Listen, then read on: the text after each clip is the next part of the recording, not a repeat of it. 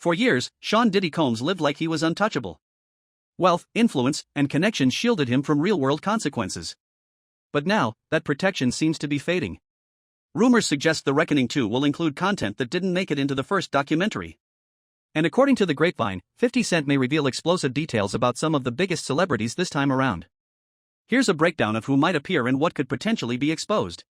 There are a lot of great and powerful interviews in this, but where are A-list celebrities? Where are people in his orbit that remain silent? Like, they've never really even spoken out against the allegations or anything that's going on. Are people just concerned about their careers? Are they afraid to speak out? Because I remember Harvey Weinstein, right away everyone was like piling on and talking. Yeah. Why is everyone afraid to say anything about Diddy?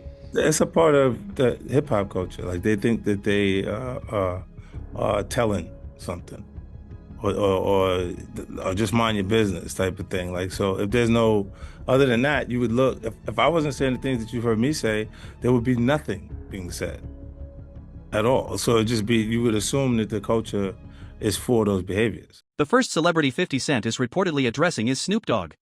Snoop and Diddy have been connected for decades, collaborating musically, attending the same high-profile events, and moving in the same circles. Their relationship has always been in the public eye. Hey, Dog, what about the Lakers? That's what we do agree on. Yeah. They don't like Boston, man. That's one thing about us, man. We don't like Boston, man. Yes, we gonna go to the game and bring this thing on home. You know, we the good luck charm. Yes, sir. Connect the dots. That's right. We see y'all. Yeah, that's right. Game 7. That's what's up.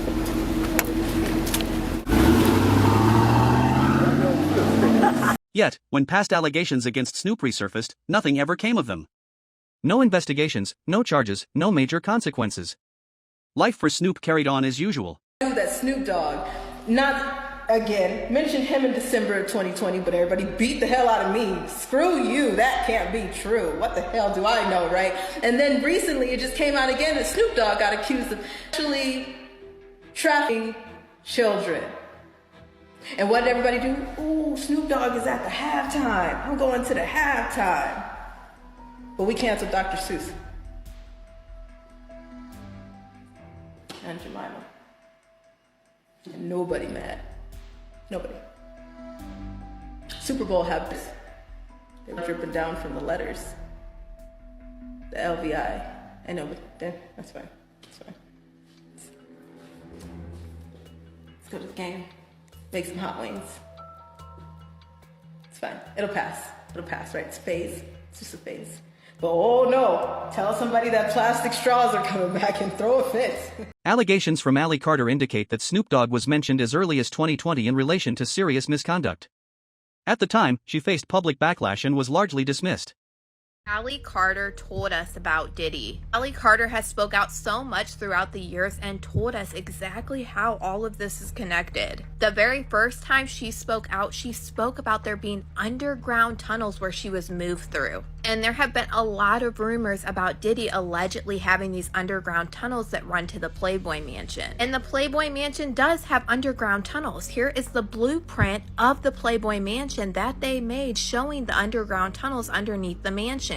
And I blew this up a little bit more for you guys because back in the day, it actually led to celebrities' houses. Ali Carter has just made an affidavit of truth that she turned over to the feds against Diddy and other celebrities about how she was allegedly abused at a Playboy Mansion party. As you can see, here's Diddy's name here and others such as Birdman, Denzel Washington, and Young Jock. In this document, she speaks about how she was a party favor and how other children were there as party favors as well, and how they were set on a table and had to wait for people to come and choose them. She explained how once these people were done with what they were doing, and I have to watch what I say, but you guys get what I'm saying, they would be placed back on the table for someone else to choose them. She explains how these parties turned into a whole frenzy once the DJ started music and turned on the flashing lights. And then she explains how there was things at this party called body cakes, and it means that these would be on the table and people would put food on them and then they would eat off them. Y'all, I just seen a footage of Diddy doing this at a white party that he held back in the 2000s. She explains in this affidavit that they would bring in animals like donkeys and burros, and they had to have physical relationships with them as these people watched, and her and another girl ended up throwing up and they rubbed their faces in it as punishment. This discrepancy raised questions. Other figures have faced public scrutiny over far less, yet Snoop remained untouched. Critics argue this protection stems not from innocence but from influence. Don Deal has also shared that Biggie grew increasingly suspicious of Snoop prior to his death and didn't fully trust him. Why do you have an issue with Snoop saying that him and Biggie was cool at the time of his death? Because it is a known fact that Snoop and Biggie did link up in Atlanta after Tupac got killed and they squashed everything. I think Little C's even confirmed that. Bruh, listen to me. Bruh, listen here. Motherfuckers think I make all this shit up, bruh. I don't make none of this shit up, say. Look at the actions. Lil C said they was in motherfucking Cali for 2 months, right? Yeah, if I'm not mistaken, I think he did say they was in Cali for 2 months. Yeah, you right, he did say that. All right? You my man pots and pans. I come to Texas, I call you up. Yo, Art, Big Gene, I'm in Texas, bruh. Where you at? What you gonna do, Art? We gonna link up. We gonna hang up. Oh, we gonna hang out? Any good places to eat? I'm gonna tell you where the good places to eat and everything. Whatever you need to know, I'm gonna... All that, right? All right. Why you gonna do that, Art? Let's keep it funky right now. Cause I'm tired of this shit, man. Let's get down to it. Why you gonna tell me that, Art? Cause you my man, pots and pans, right? Right. We gonna hook up. What picture you see with Snoop and Big while they was out there? What restaurant they went to meet up? Where did they get together and smoke? Big like to smoke, Snoop like to smoke. When did Snoop come over to the studio and smoke one L with him? Let's keep it funky, Art. Come on, man. You want this, I'm gonna give it to you. Let's keep it a buck. Big got in that studio and said, I don't know why this Snoop's calling me. I'm not telling this where I'm at. I didn't make that shit up. Do you understand me? What they say in the public, what they say on camera and film, I may be wrong of saying the shit they say behind the scenes. But I'm saying it. And I'm holding truth to it. It's from my mouth to God's ear. The nigga said, this Snoop keep calling me. Kevin Hart is another name absent from the first documentary. Once part of Diddy's inner circle, Kevin attended Diddy's well-known camps and events and openly spoke about his experiences during those years. We want to thank you. Come here. Don't sit on the bed at night. No homo. No, just don't get close to the bed. Don't get close. But it's just like, yo, we want to thank you for hosting the thing, man. It's been a pleasure. You didn't have to do it, and you did it. No. I definitely didn't have to do it. I definitely didn't have to. First and foremost, I'm not getting in the bed. Shout out to him and what he did. I'm just gonna, if we can, let's just put the camera a little this way, just so we're not. I don't want my shot to even I don't want it to come close to the bed at all. Usher look like he fresh off a goddamn plane. I should. Fresh off the garden stage. That's my brother right here from day one. We used to wake up and, pause, but like just out. Back in the days when he was like 10 and I was a little bit older, his older brother, we used to fight over the Frosted Flakes. You know what I'm saying? Before pause was invented. You know what I'm saying? But it's my brother for real. We used to actually wrestle off of the Frosted Flakes because he used to always get up earlier than me. Now he's one of the richest stars in the world. And what the Puff just say? Nobody's gonna acknowledge this with me. Puff just said we used to wrestle over the Frosted Flakes. And we're streaming live. That was stupid. Listen, that was stupid. Listen. We're having a good time, yo. Your Usher made it in the... Hey, yo. He even structured some events on weekdays so audiences would leave early. While it seemed like a joke, many felt these were subtle warnings. Kevin never directly accused Diddy, but his behavior suggested he knew more than he publicly admitted. His careful distance is likely why he wasn't in the documentary. He knows how to speak without crossing a line while laughing off his documented ties to Diddy. The internet is going wild on him, saying that he was a curator and a narrator of one of the Diddy parties and got caught on tape.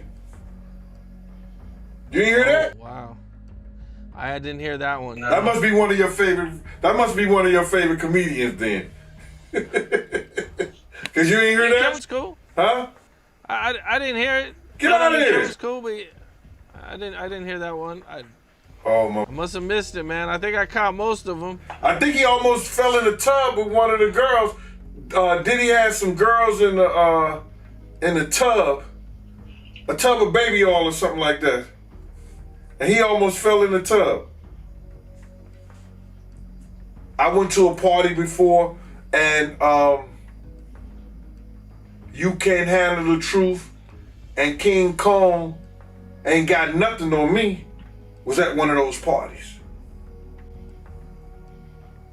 I was bodyguarding one of the girls.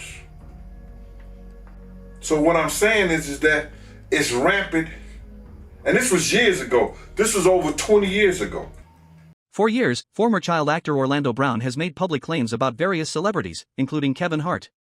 Some claims sound extreme and are often dismissed, but repeated mentions of the same names create pressure and attention. Said he turned down $50 million 4 times. No, he didn't. To protect his integrity and his virgin hole. No, he didn't. He did that. He did that to say that Kevin Hart took $50 million to unvirgin his hole. Can you explain a little bit? No, I just told you what happened with that. So you don't believe Cat when he says that he turned down $50 million 4 No, times? I believe that was a punch at what he did, what Kevin Hart did for that movie Get Hard. He showed y'all what he did. He sucked Will Ferrell's to get hard. Oh. Now he's high. Now he's acting all hard. Every picture he's just short. He wasn't ready. All that. It's the same. He stressed that this information didn't come from internet rumors, it came from those who directly managed the property. Meek Mill's connection to Diddy isn't exactly a secret in the industry, and insiders like Jaguar Wright suggest Meek was deeply affected by that environment, almost reshaped by it. I gotta ask you about this party, right, that Diddy threw for Meek Mill. You heard about how the owner, she came out saying that she found used condoms, lubricant, razor blades, powder, blood on the bed sheets. You heard about this? No, what happened was is that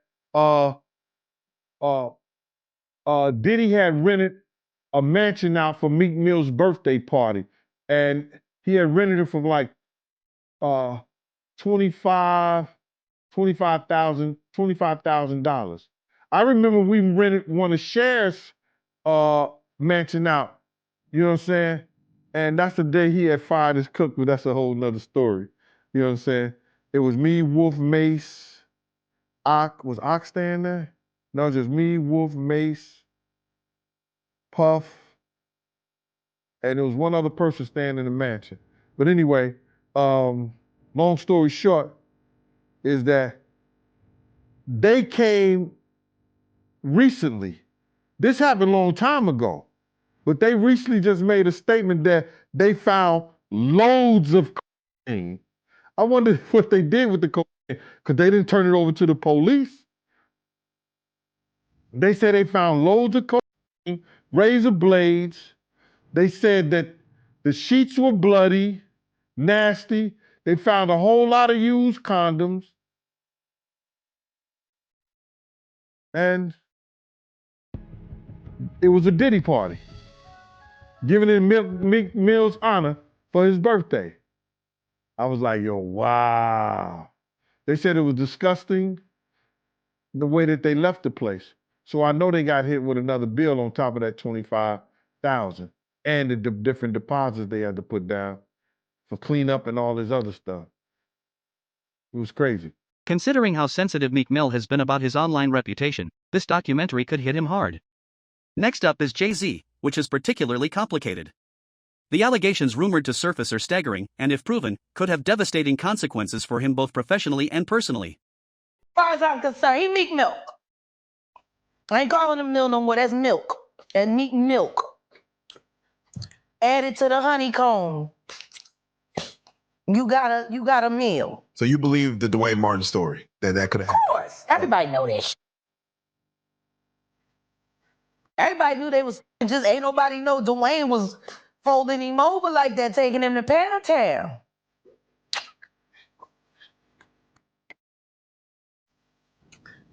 And all these black running around marrying these, sitting there convincing other women to go chase a fad. Go get you. Yeah.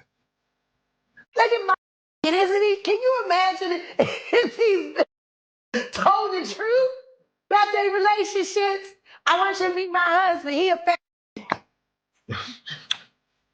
Would you like to come over? I'll make cookies. Now, Jack, you know. That's what these is doing. Hey, young man, come on over. My husband just wants to touch you for a little while on camera. I promise you, you won't feel a thing. Sniff this. Okay. So, Jack, Really? You stand on red carpets with and you sell an image of lies. Then you influence the public and ask the public to covet and want your life. Who wants that? Who's jealous of that? A bunch of whack too afraid to find a real man and real love. The documentary is said to explore Jay-Z's role at Def Jam during Rihanna's early career, including her move to the US, late-night meetings, and the rapid changes in her life after signing. Around the same time, another young artist, T-Mari, formerly Rihanna Rose, was dropped, highlighting patterns in decision-making. There are also allegations of Jay-Z fathering children he refuses to acknowledge, like Reese Satherwaite, and claims suggesting he was involved in the deaths of former mistresses. One shocking claim even suggests Blue Ivy isn't Beyoncé's biological daughter but the child of Kathy White, Jay-Z's former lover who died under mysterious circumstances. I-D-D-Y D-E-V-I-L.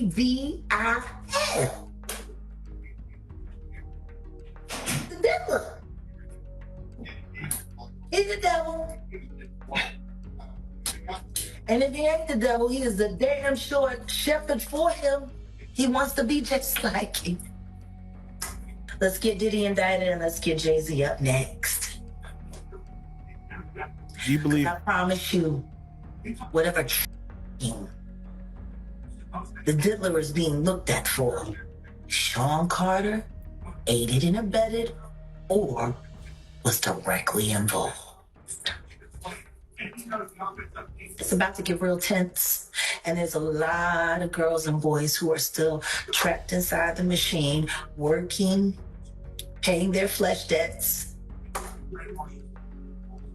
There's still a lot of them, and they know things that people ain't gonna be comfortable with them knowing. What people really need to be worried about is getting all of the witnesses to come forward before they disappear. The documentary is said to explore Jay-Z's role at Def Jam during Rihanna's early career, including her move to the US, late-night meetings, and the rapid changes in her life after signing. Around the same time, another young artist, T-Mari, formerly Rihanna Rose, was dropped, highlighting patterns in decision-making. There are also allegations of Jay-Z fathering children he refuses to acknowledge, like Reese Satherwaite, and claims suggesting he was involved in the deaths of former mistresses. One shocking claim even suggests Blue Ivy isn't Beyoncé's biological daughter but the child of Kathy White, Jay-Z's former lover who died under mysterious circumstances. Couldn't get pregnant. Not naturally, not normally. What I do know is this. When Beyonce got on that stage with that fake baby bump. Oh, yeah. It was lined up with the same timing of where Kathy White would have been in her second trimester. And when we all watched her get on TV with that fake pregnancy belly that folded over, yep, she sat down. The timeline of when she delivered Blue Ivy lines up almost perfect with the timeline of when Kathy White would have delivered. Wow. We all know that Blue Ivy came from a surrogate. Yep. They shut that hospital down like a president had just been. And parents who had just had children themselves weren't even allowed to see their own kids for 24 hours. They bounced my family off the 6th floor and from the waiting room and made them go downstairs and get her. There's a lot of us that are coming together to deal with this issue. This is not by any means just us. Because of the security that was locking that whole thing down. $1.3 million is alleged that Beyonce and Jay-Z, the Carters, paid this hospital to have the right to have their baby there in complete secrecy and privacy. Okay, so the surrogate was carried out and no one heard her speak a word. Do we know if the surrogate was alive? They typically turned some of the cameras off so that there was no pictures that were being taken. Will Diddy start snitching? He better. But the only thing I'm interested in him talking about is everything he knows about Kathy Coriana White. See, I know you know what happened to Corey. Diddy, I know that. You and Jay-Z. Down in Vegas at Tao with Claudia. Why don't you just talk about Kathy? That might help. That might help a lot.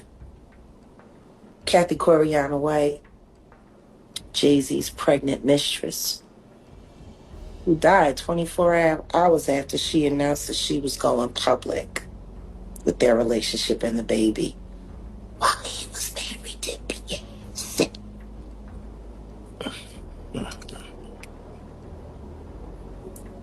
Was it an aneurysm, Diddy? Or are you the one who paid the same coroner that you...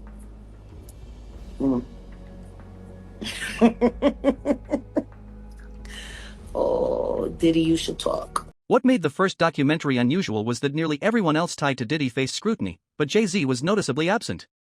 When someone so powerful is skipped, it raises serious questions. Because for 4 years, I've been screaming, not just Diddy, but Diddy and Jay-Z are monsters. And the victim-making machine kept going on. Jay-Z has been notable by his silence since these charges were brought against Diddy. Why do you think that is? Because that's what he does. He starts little fires everywhere, forces everyone involved to go and carry water while he sneaks away without a response. That changes now, Sean. You must respond. You have no choice.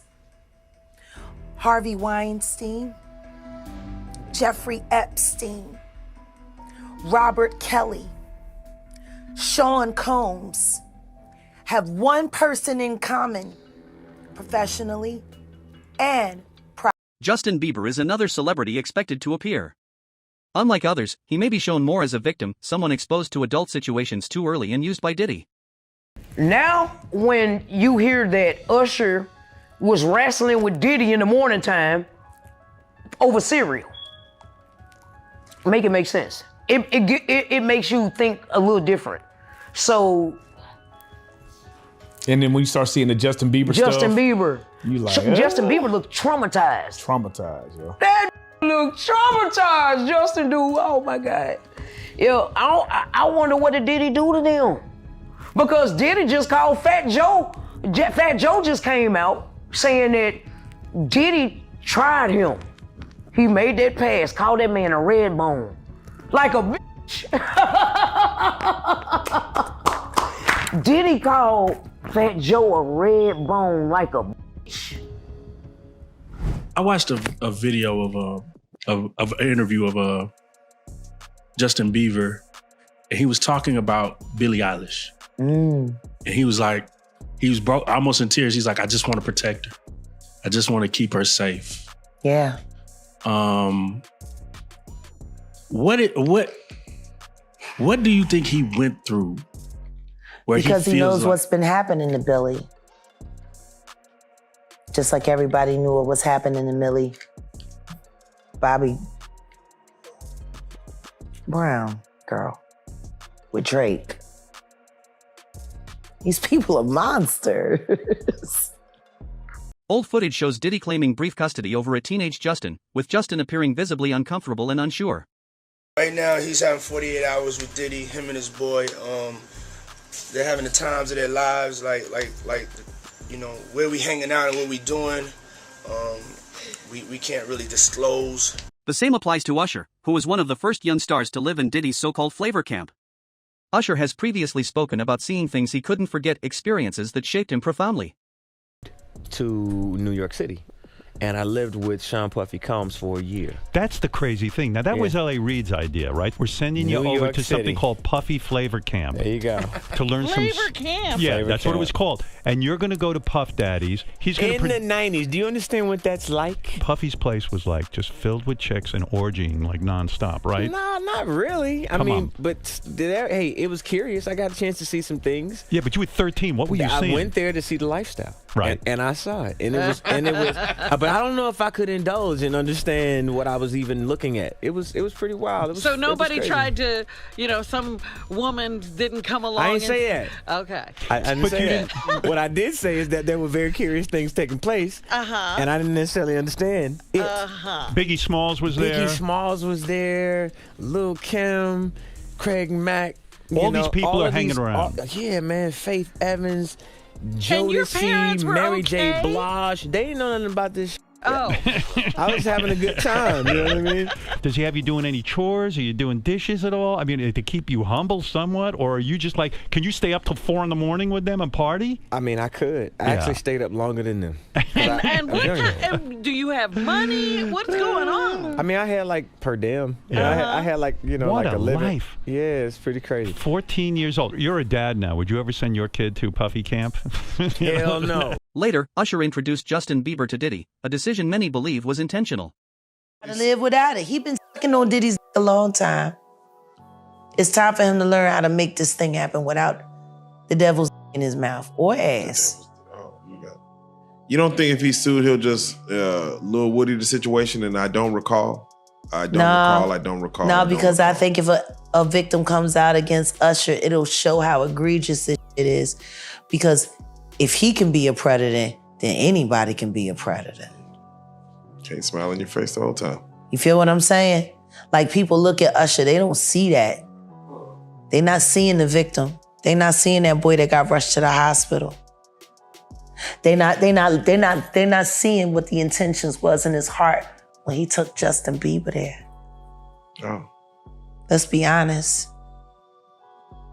He took Justin Bieber there. Diddy had been trying to get to Bieber for a minute. And his management was backing him off. But it wasn't until Usher took over management and had guardianship and gave temporary guardianship to the diddler for 48 hours. Think about that. He had already been to the hospital. That situation that Gene was talking about. And you still took Bieber there. But you got custody of him first. Diddy had already tried. They wouldn't let him. Actually, someone made reference to the fact that Diddy trying to get at Bieber the way he was trying to get at Bieber was looking a little predatory. And then Usher came in and discovered it and managed him and got custody of him and promised to look after him. And then he sent him to the diddler. Does that sound like a good guy? It's horrible. It's horrible. Does that sound like a good guy? Now that we know what Diddy's really like. What kind of fucking asshole do you gotta be to take another boy, another talented boy, and put him in your place so it ain't gotta be you no more? Because that's what pedophiles do. They get victims, and then once they get to a certain age and they get too old for them to enjoy them, they send them out to go get other young kids. Now, if Usher is a procurer, and if Usher knew what was gonna happen to any of those young children that he took to the Flavor Freak off, is he a good guy? Later, Usher introduced Justin Bieber to Diddy, a decision many believe was intentional. This the big question is this. It's not one person didn't know that Puffy was Usher. It's not one person didn't know what the saddest thing in the world is what they did to Justin Bieber. What was that? That's sad. What'd they do to him? Because there's a lot of speculation out there, but nobody. I mean, I've heard things, but what did they really do to him That's funny. when he was a kid? I hate to say that. But I hate to say that because I really like Justin Bieber. I feel bad for Justin Bieber. And this wouldn't have happened if Justin Bieber came from a wealthy family. Justin Bieber pretty much came from a poor family, but the young man was so talented, and he could have been bigger than Michael Jackson. But the depression of the drugs and the stuff he allowed these grown men to do to this little boy is unhealthy, and it's fucked up. No grown men supposed to be getting high and doing drugs and drinking with a kid. Hey, Suge, you know, yeah, Justin Bieber has been getting this out in different ways. You know, you could see it in his music and just what he's been trying to say without saying it. So, I mean, I think everybody knows what you just stated to be true. I mean, you had grown men would take Justin Bieber. A grown man take Justin Bieber when he was young to a vacation, a romantic vacation, showing pictures on the Instagram with no women, nobody else but a grown, successful man and this little kid. And even if you and I was going on vacation together, and regardless if wise, mad or not, it's definitely not going to be in me and you. It's going to be mad because we're going to have some there. Or I'm not going to be sitting on a romantic island, just you and me. Hell You no. know what I mean? Hell no. I'd rather take the chance. I'd rather take the chance of my girl saying, hey, you know, you out there having parties and all, you right. She damn sure ain't gonna say this, you and I on a romantic island, that's us. Hell So when no. they took Justin Bieber and just them, not only is a bad look, it's sad. Yeah. But the worst part about it is, everybody said what was done to Usher, and they done to Justin Bieber. And the thing with Usher spent the night and him and Puffy being in the same bed to do an album, and they never did one song they put out at that time. On top of that, when I met Usher, I came on one time, I'm speaking to the guy because he got good songs. That's out of respect. Like a young black man. This dude rolled his eyes at me. And so there was somebody came over and kind of said, Suge, you know, don't have one of your guys do nothing to him. He a good young man, but him and Puffy got a thing. He had a thing. He said, he gave me a look like, you know. And I thought about it. The way he rolled his eyes at me, it wasn't like somebody homie rolled it. It was like I beat up somebody, man. Like I beat his, you know, he the bitch. Like somebody to roll their eyes, like you beat my boyfriend. Usher, now a parent and R&B legend, spent years moving past these traumas. Bringing him back into the story would have reopened them. Another key figure is Clive Davis, arguably the most powerful person connected to Diddy. Clive shaped the careers of Whitney Houston, Alicia Keys, and countless others. Diddy didn't rise alone, he learned the ropes from influential figures like Clive. And I think he's got concerns. Now, he's a powerful guy, no question about it. But did you ever hear anything about him? Puffy and Clyde, according to Puffy and everybody else, they've been lovers. Shit, Clyde know Ray J, Clyde know Puffy, Clyde know everybody. Mm-hmm. Clyde's that type of guy. And if you notice, somebody sent me a clip one time on my tablet, and Clyde, and somebody asked Clyde about Puffy. They called me, they asked him about it. He acted like he didn't know who the man was. Yeah. Like he never knew him. I mean, what did you hiding, Clyde? You know? Yeah. But at the end of the day, Clyde is one of the guys who got away. But old as Clyde is, he should be able to tell the truth. It ain't like he got a lot to live on earth. I'm quite sure he is slowly coming to a painful end, you know? But anybody is judged differently, and what I mean by that, you take the Fernandez brothers. They all over the news.